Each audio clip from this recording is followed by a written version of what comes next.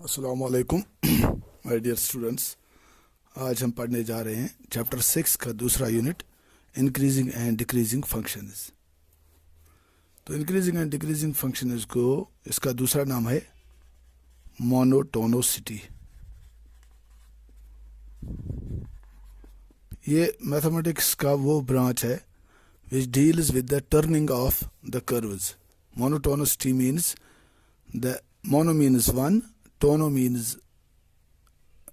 direction and city means ness, one directionness of a curve. तो curve कहाँ से आती है और कहाँ को चली जाती है ये उसके साथ डील करती है, तो इसीलिए इसको बोलते हैं मोनोटोनिसिटी। तो ये समझने के लिए मैं आपको एक फंक्शन समझाता हूँ, उसका ग्राफ।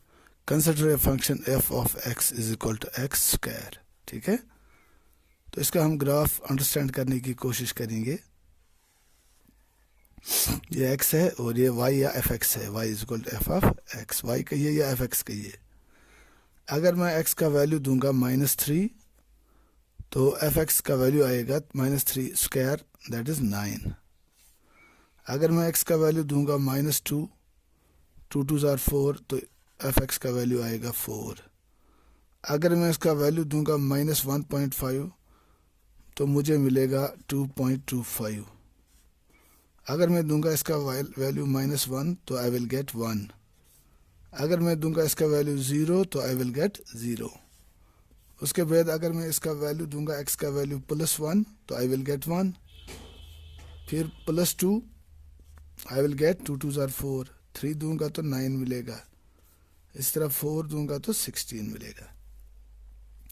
अब हम इन पॉइंट्स को प्लॉट करेंगे अपने ग्राफ पे। ये हमारा x एक्सिस और ये this is my y axis, x और x डैश। ठीक है, तो देखिए -1 -2 -3 1 2 3, इस तरह 1 2 3 4 5 6 7 8 9। अब पहला पॉइंट जो है वो है -3 9, ये पॉइंट यहाँ पे आएगा -3 9, -2 4 है दूसरा पॉइंट, 1 2 3 4 वो यहाँ आएगा। उसके बाद है -1.5 2.25, -1.5 2.25, तो यहाँ आएगा ये पॉइंट। फिर है -1 1, यहाँ आएगा। फिर है 0 0, that will come lie here. उसके बाद 1 1 यहाँ पे, 2 4 यहाँ पे, 2 4 दिस पॉइंट। फिर 3 9 यहाँ पे आएगा। तो ये एक फ्री हैंड करो आएगी। तो ये ग्राफ बन जाएगा किसका, fx is equal to x square पे। अब आप चेक कीजिए, इस ग्राफ में दो हिस्से हैं, बन जाते हैं। एक है जब हम x का वैल्यू नेगेटिव देते जाएंगे, -3 -2 -1.5 -1 लेफ्ट साइड में। तो आप देखिए -3 पे जो ग्राफ का इसका वैल्यू आता है fx का, दैट इज 9। उसके बाद हर एक वैल्यू पे इसका वैल्यू क्या होता है, कम होता जाता है। तो जितना जितना हम x बढ़ते जाते हैं लेफ्ट साइड से पहुंचते हैं 0 पे, उसी हिसाब से जो y का वैल्यू या fx का वैल्यू जो है वो कम होता जा रहा है। तो लगातार कहाँ तक, 0 तक। तो 0 से जब हम जाएंगे राइट साइड की तरफ, प्लस वैल्यू 0 से देंगे, फिर 1 2 3 4, तो आप देखोगे कि fx का जो वैल्यू है या y का जो वैल्यू है वो इंक्रीज होता जा रहा है। तो हम कह सकते हैं कि जितने भी वैल्यूज इस फंक्शन fx या y is equal to x square जो फंक्शन है, इसमें इसका आपको पता ही है कि x बिलोंग्स टू r है इसका डोमेन। तो जितने हम वैल्यूज देंगे x लेस देन 0 के लिए, x लेस देन 0 के लिए जो फंक्शन है उसका वैल्यू क्या है, fx का वैल्यू आहिस्ता आहिस्ता कम होता जा रहा है। तो हम कह सकते हैं कि इसका जो ग्राफ है वो है डिक्रीजिंग। इसी तरह जो x ग्रेटर देन 0 है, राइट साइड वाली जो वैल्यूज हैं, उन वैल्यूज के लिए जो y का ग्राफ है या y का वैल्यू है वो क्या है, वो है इंक्रीजिंग। तो यही कॉन्सेप्ट है हमारा, what is a decreasing function and what is an increasing function. तो हम कह सकते हैं कि लेफ्ट साइड में लेस देन 0 के लिए ये फंक्शन जो है इसका ग्राफ डिक्रीजिंग है। डिक्रीजिंग का मतलब आप समझ गए होंगे, वाई एक्स का वैल्यू बढ़ने के साथ वाई का वैल्यू घटता जा रहा है, उसे हम बोलते हैं डिक्रीजिंग फंक्शन। लेकिन जब एक्स का वैल्यू बढ़ता जाएगा और वाई का वैल्यू भी बढ़ता जाएगा तो उस पार्ट को हम बोलते हैं, हम कह सकते हैं कि ये फंक्शन जो है इस साइड में इंक्रीजिंग है। तो ये कॉन्सेप्ट है मोनोटोनिसिटी का कि एक फंक्शन कब डिक्रीजिंग होगी और एक फंक्शन कब इंक्रीजिंग होगी। ठीक है, तो अब हम इसकी फॉर्मल डेफिनेशन पे आएंगे। किताब में आपकी दिया हुआ है इसकी डेफिनेशन क्या है। तो अगर हम ऐसे एक फंक्शन का ग्राफ लेंगे, चेक कीजिए, ये एक फंक्शन का ऐसे ग्राफ है, दूसरी फंक्शन जो है उसको हम ऐसे लेता हूं, ऐसे है एक फंक्शन का ग्राफ। तो अगर मैं, ये फंक्शन है y equal to F x, या ये भी फंक्शन है y equal to F of x, तो अगर इसके डोमेन में से मैं एक इंटरवल लूंगा यहां से यहां तक, ये x1 है और ये x2 है, ये इंटरवल जो है इसको मैं i से रिप्रेजेंट करूंगा। x1 x2 या इंटरवल i जो है, इंटरवल i किससे है, interval i belongs to the domain of the function, ये इसके डोमेन से है, नॉर्मल डोमेन से है ये i। तो मैंने दो पॉइंट सिलेक्ट किए x1 और x2, चेक कीजिए यहाँ पे, this is x1 this is x2, और ये वैल्यू जो होगा, ये वैल्यू कौन सा होगा, दिस इज f(x1), और यहाँ का जो वैल्यू होगा this is f of x2। Check कीजिए, तो मैंने क्या किया, फंक्शन है मेरी y equal to f of x, इसमें से इसका जो डोमेन है, डोमेन ऑफ f, इसमें से मैंने दो पॉइंट्स लिए हैं x1 और x2। तो जो इंटरवल है, इंटरवल को मैंने रिप्रेजेंट किया किससे, i से, i is equal to interval x1 comma x2। अब x1 पे जो वैल्यू होगा फंक्शन का वो होगा fx1, और ये x2 पे जो वैल्यू होगा वो है fx2। अब यहाँ आप देखो fx1 जो है वो fx2 जो है वो fx1 से बड़ा है, तो यहाँ fx2 is greater then fx1। अगर ऐसी सिचुएशन है, कैसी situation, x2 is greater than x1 implies f of x2 is greater then f of x1, तो हम कहेंगे कि ये फंक्शन जो है, function is decreasing in the interval i। ठीक है, इसी तरह अब अगर ये फंक्शन ऐसे एक फंक्शन है, चेक कीजिए, ये एक फंक्शन है ऐसे, फिर ऐसे, फिर ऐसे, तो ये पॉइंट है मेरा x1, ये पॉइंट है मेरा x2। देखिए यहां पे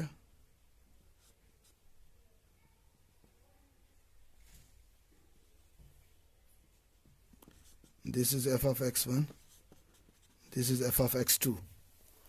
अब यहां देखिए x2 जो है, x2 is greater than x1, x2 is greater than x1, और f ऑफ x2 जो है वो क्या है, ग्रेटर देन और equal to f of x1। कैसे, अगर यहाँ की हम बात करेंगे इस पॉइंट पे और इस पॉइंट पे, इन दो पॉइंट्स पे जो है f ऑफ x2 और f ऑफ x1 दोनों क्या है, आपस में बराबर हैं। अगर ये x1 है, ये x2 है, तो यहाँ इस छोटे से इंटरवल में, ये एक छोटा इंटरवल इतना छोटा है कि एक for an instant of time, बिल्कुल कुछ लम्हों के लिए ये जो वैल्यू है f ऑफ x1 और f ऑफ x2, यहाँ से यहाँ तक ये आपस में बराबर हैं। तो इसका मतलब क्या हुआ कि x1 और x2 के लिए, if x2 is greater than x1 and if f of x2 is greater than और equal to f of x1, तो हम कहेंगे ऐसी सूरत में फंक्शन जो है, फंक्शन क्या है, फंक्शन इंक्रीजिंग है। और अगर पहली वाली यहाँ पे ये वाली सिचुएशन है कि x2 is greater than x1 और f of x2 is greater then f of x1, तो ऐसी सूरत में हम कहेंगे कि फंक्शन जो है वो स्ट्रिक्टली इंक्रीजिंग है, स्ट्रिक्टली इंक्रीजिंग फंक्शन। तो अगर लेस देन, ग्रेटर देन और इक्वल टू है तो हम कहेंगे फंक्शन इंक्रीजिंग है। लेकिन अगर लेस देन ग्रेटर देन और इक्वल टू है तो फंक्शन इंक्रीजिंग है।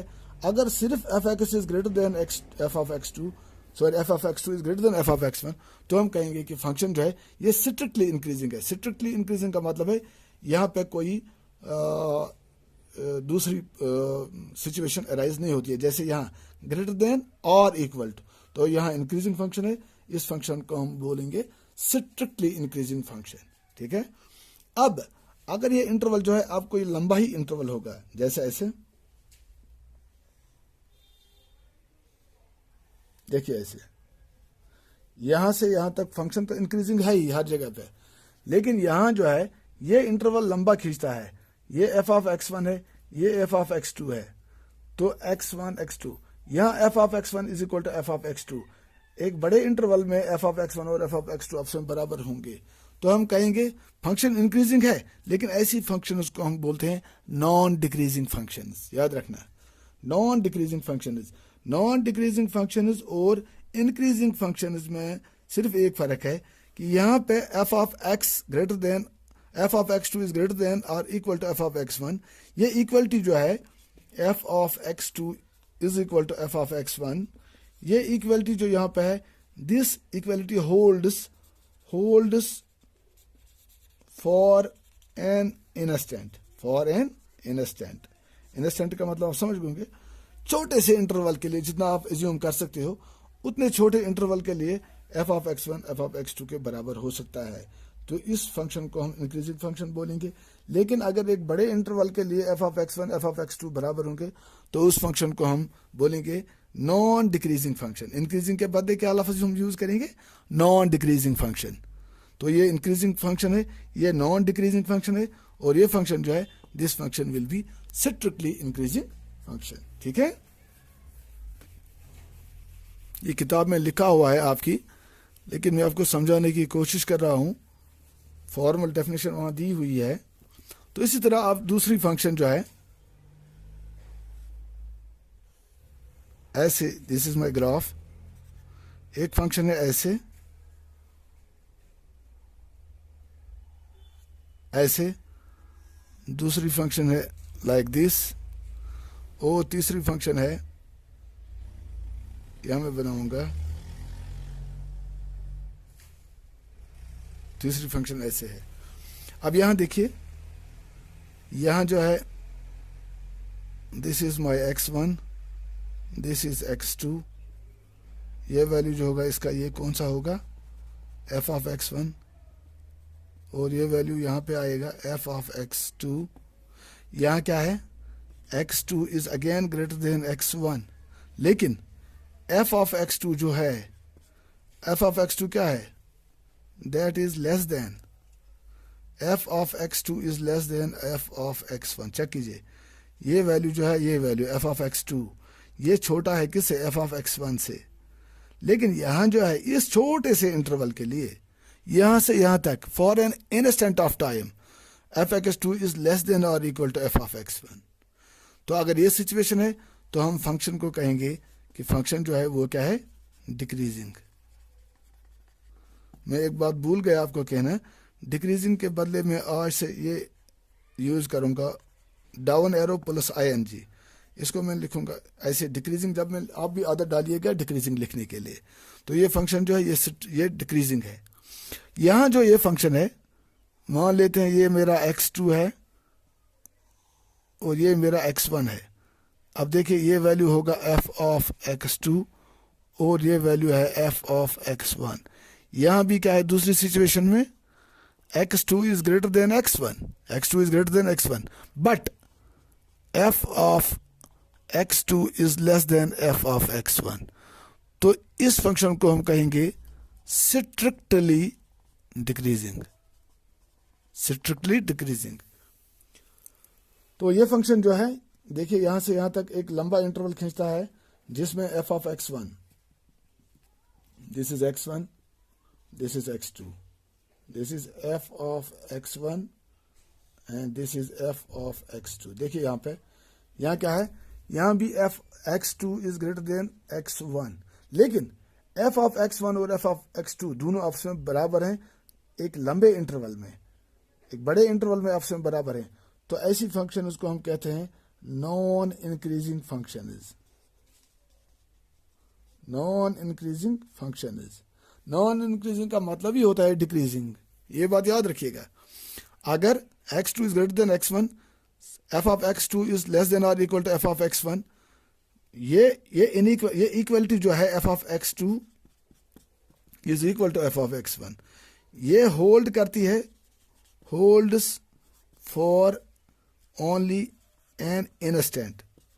इंस्टेंट का मतलब क्या होता है? Just for a couple of points, 1 2 3 points के लिए, एक छोटी सी नेबरहुड के लिए f ऑफ x2 और f ऑफ x1 बराबर होंगे, तो हम कहेंगे ये फंक्शन जो है, ये फंक्शन डिक्रीजिंग फंक्शन है। अब अगर यही इंटरवल लंबा खींचता है, ज़्यादा पॉइंट्स के लिए f ऑफ x2 और f ऑफ x1 बराबर हैं, तो हम कहेंगे फंक्शन को, ये फंक्शन जो है ये नॉन इंक्रीजिंग फंक्शन है। लेकिन अगर f ऑफ x2 हमेशा f ऑफ x1 से छोटा है, तो हम कहेंगे ये फंक्शन जो है, फंक्शन क्या है? ये स्ट्रिक्टली डिक्रीजिंग फंक्शन है। आप समझ गए? ये थी इंटरवल की बात। अब हम इंक्रीजिंग और डिक्रीजिंग फंक्शंस की बात करेंगे at a point. This was all about an interval. Interval में हम कैसे एक फंक्शन को इंक्रीजिंग फंक्शन या डिक्रीजिंग फंक्शन कह सकते हैं। लेकिन एक पॉइंट पे देखिए, ये हमारा ग्राफ है, ये पॉइंट है ए पॉइंट, ठीक है, और इसका वैल्यू क्या होगा इस पॉइंट पे? f ऑफ ए, ठीक है। अब ए की नेबरहुड में, नेबरहुड आप समझते हो, यहां मैं थोड़ा जूम करके पॉइंट दूर लेता हूं, ये पॉइंट जो होगा this will B A plus H, तो ये वैल्यू जो होगा इस फंक्शन का इस पॉइंट पे ये होगा f of a plus H. इस तरह लेफ्ट नेबरहुड में एक पॉइंट में लेता हूं, ये पॉइंट a माइनस एच, और इसका जो वैल्यू होगा वो क्या होगा? f of a minus H. अब देखिए, f ऑफ a जो है मेरा पॉइंट, मैं a पे एक फंक्शन की क्या चेक करना चाहता हूं? इसकी मोनोटोनोसिटी, ये इंक्रीजिंग है या डिक्रीजिंग फंक्शन है। तो अगर देखिए यहाँ पे a प्लस एच, यहाँ लिखने की कोई जरूरत नहीं है, a plus H is greater then a, ये हमें पता ही है, a plus H is greater then a, और a माइनस एच जो है वो लेस देन a है। इफ, अब मैं लिखूंगा if f of a plus H is greater then f of a, ये दो नेबरहुड पॉइंट्स हैं। कौन कौन सा point? f of a plus H और f ऑफ a। h जो है it's a very very small quantity, जितना आप एज्यूम कर सकते हो उतना h स्मॉल होता है। ये बिल्कुल a से समझो इसका नेबरहुड पॉइंट होता है। तो अगर f of a plus H f of a से बड़ा है, तो ये वैल्यू अगर इस वैल्यू से बड़ा है, और f ऑफ a जो है वो किस वैल्यू से बड़ा होगा? f of a minus H. अगर ये दो चीजें हैं, if f of a plus H is greater then f of a और f of a is greater then f of a minus H, तो इन दो को मैं कंबाइन करके लिखूंगा। मैं लिखूंगा if f of a plus H is greater then f of a and f of a is greater then f of a minus H. तो हम कहेंगे कि ये फंक्शन जो है it is increasing at point a, it is increasing at point a। इसी को हम बोलते हैं मोनोटोनोसिटी एट ए पॉइंट। हमने इससे पहले जो डिस्कस किया that was about monotonicity of a function in an interval. तो यहां हम पॉइंट की बात करते हैं। इसी तरह अगर मेरे पास एक दूसरी फंक्शन है, ये डिक्रीजिंग फंक्शन है, अगर इस पे मैं एक पॉइंट लेता हूं, point B, this is point B. अगर ये पॉइंट बी है, तो बी की नेबरहुड में मैं दो पॉइंट्स लेता हूं। ये एक पॉइंट है, this is B minus H, दूसरा पॉइंट में लेता हूं यहां पे बी प्लस एच। तो ये वैल्यू जो होगा this will be F of B minus H, ये वैल्यू होगा एफ ऑफ बी, और ये वैल्यू होगा F of B plus H. अब अगर सीधी सी बात है, बी माइनस एच जो है लेस देन बी और b less than b plus h है, because this is the left point and this is the right neighbourhood point. तो उस सूरत में अगर f of B plus h less than है किसके बराबर, ये छोटा है किससे, एफ ऑफ बी से, और F of B is less than F of B minus H. तो हम कहेंगे कि ये फंक्शन जो है ये पॉइंट बी पे क्या है, ये पॉइंट बी पे डिक्रीजिंग फंक्शन है। तो यहां ग्रेटर देन का वैल्यू हम यूज करते हैं, f of a plus H is greater than F of a is greater than F of a minus h. यहाँ F of B plus H is less than F of B is less than F of B minus H. तो ऐसी सूरत में हम कहेंगे कि ये function जो है ये फंक्शन डिक्रीजिंग है at a point B. So this was about monotonicity of a function at a point. Interval की भी बात हमने की और पॉइंट की बात हमने की। अब मैं थोड़ा आपको कुछ बातें बताऊंगा, इंपॉर्टेंट बातें इसके बारे में। अब अगर कोई फंक्शन ऐसे है, देखिए एक फंक्शन का ग्राफ ऐसे है,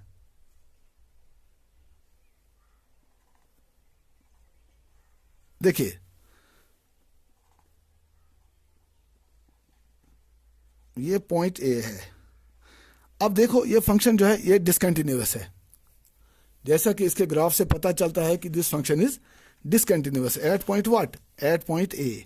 लेकिन ए से छोटा जो पॉइंट है ये पॉइंट, और ए से बड़ा जो पॉइंट है ये पॉइंट, ये पॉइंट जो है ए प्लस एच है और ये पॉइंट ए माइनस एच है। तो यहां जो है f of a plus H is greater than F of A and that is greater than F of a minus H. तो यहां हम कहेंगे कि ये फंक्शन जो है ए पे क्या है, इंक्रीजिंग फंक्शन है।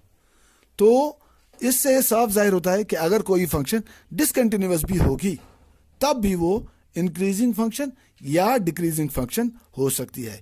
इस तरह हम कह सकते हैं कि अगर कोई फंक्शन ऐसे है फिर ऐसे है, ये पॉइंट बी है, ये फंक्शन हालांकि डिक्रीजिंग है और बी पे क्या है, डिसकंटिन्यूअस है। तो हम कह सकते हैं कि एक फंक्शन डिसकंटिन्यूअस होगी तब भी ये डिक्रीजिंग हो सकती है। इसी तरह एक फंक्शन डिसकंटिन्यूअस है तब भी ये फंक्शन इंक्रीजिंग हो सकती है। नंबर एक, दिस इज फर्स्ट केस। दूसरे केस में अगर एक फंक्शन ऐसे है, देखिए यहां पे, यहां शार्प एज बन जाता है इस फंक्शन का। ये शार्प एज बनने का मतलब यह है कि ये फंक्शन जो है this is non differentiable function. लेकिन इस पॉइंट को मैं रखता हूं नाम बी। यहां अगर आप देखोगे F of B plus H, F of B plus H is greater than F of B, that is greater than F of B minus H. B minus H ये वैल्यू है, बी प्लस एच ये value है। तो यहां भी function increasing हो सकती है बावजूद इसके कि ये फंक्शन जो है ये नॉन डिफरेंशिएबल है। नॉन डिफरेंशिएबल आप समझते हो, नॉन डिफरेंशिएबल वो कर्व होती है जिसको हम किसी भी पॉइंट पे, किसी एक पॉइंट पे अगर हम टेंजेंट, एक सिंगल टेंजेंट ड्रा नहीं कर सकते हैं, इस पॉइंट पे तो हम बहुत सारे इनफाइनाइट टेंजेंट्स ड्रा कर सकते हैं। तो ये फंक्शन नॉन डिफरेंशिएबल होने के बावजूद भी ये फंक्शन इंक्रीजिंग हो सकती है। इसी तरह एक फंक्शन नॉन डिफरेंशिएबल होने के बावजूद ये डिक्रीजिंग हो सकती है। तो तीसरा पॉइंट जो है इसका, तीसरा पॉइंट ये है कि अगर कोई फंक्शन नॉन डिफरेंशिएबल दूसरे तरीके से भी है, ऐसे एक फंक्शन है, आपको पता है ये जो वर्टिकल टेंजेंट आएगा इस फंक्शन का, वर्टिकल टेंजेंट आने का मतलब ही है कि ये फंक्शन जो है दिस इज नॉन डिफरेंशिएबल। ये आपने पढ़ा है पहले।